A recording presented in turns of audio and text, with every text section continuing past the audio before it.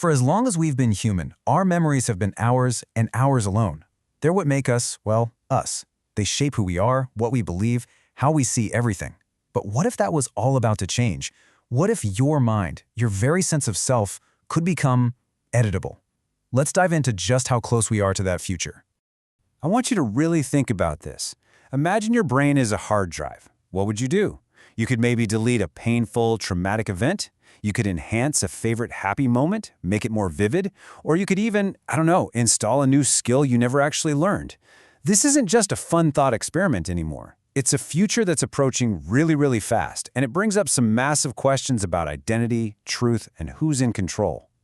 You know, science fiction has been screaming about this for decades. Whether it's the idea of recording someone's experiences without them knowing in Westworld, or the complete mess of true versus false memories in Total Recall, or even hacking someone's neural implant to literally change their reality in Ghost in the Shell, all these stories tap into the same deep, kind of terrifying fear. If our memories can be manipulated, can we ever really trust ourselves again? Okay, but this is no longer just about movies and books. The tech to link up directly with the human brain is here. It's real, and it is evolving at an absolutely incredible pace. So let's look at the actual science that's turning all that fiction into fact. So the key piece of the puzzle is something called a brain-computer interface, or BCI for short. At its most basic, it's a direct line of communication between the electrical signals firing in your brain and an outside device. It's literally a bridge between human thought and machine intelligence. And here's the thing. BCIs are a two-way street. They can read your brain's intentions. That's how someone can control a prosthetic arm just by thinking about moving it. But, and this is the crucial part, they can also write information back into the brain. They can create sensory experiences that aren't coming from your eyes or your ears. And that write function, well, that's the gateway to editing our entire inner world. And this isn't some fringe science happening in a basement lab somewhere. We're talking about high-profile companies like Elon Musk's Neuralink pushing this tech forward. Right now, they're starting with these amazing, life-changing goals like curing paralysis and blindness. But their long-term vision is a future where these devices augment and enhance the abilities of pretty much everyone. Now there's another game-changing technology called optogenetics. The easiest way to think about it is like a light switch for your brain cells. By making specific neurons sensitive to light, scientists can literally turn them on or off with incredible precision. And get this, in lab experiments with mice, they've already used this to activate the neurons tied to a specific memory, basically creating a false memory from scratch. It's a powerful and kind of scary demonstration of just how moldable our memories really are. So, we've got this incredible technology, but where is it all leading? It really feels like we're standing at a crossroads, with two very, very different paths for humanity.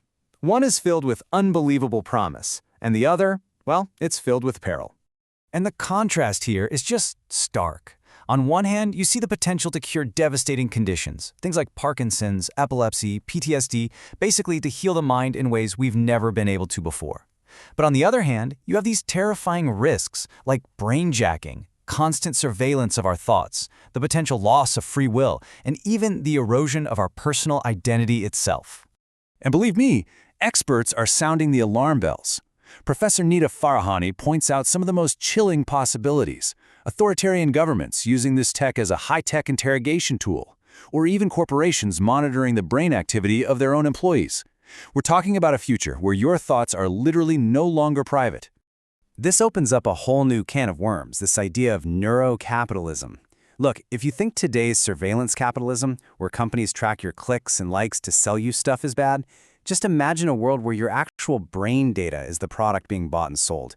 It could lead to a corporate dystopia where our deepest thoughts and feelings are mined for profit and ultimately for control. Okay, I know this all sounds pretty scary, but the conversation isn't just about the threats. It's also about figuring out how to defend ourselves. So the question becomes, how do we build a firewall for the mind? The first line of defense is a whole new field called neurosecurity, and the concept is actually pretty simple to grasp, but it's so powerful.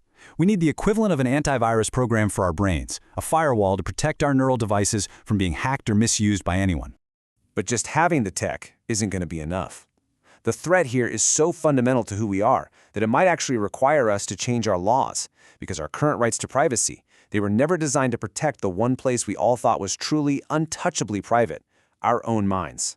So this has led to a proposed new framework of human rights, often called neurorights. This includes things like cognitive liberty, that's your basic right to control your own mind.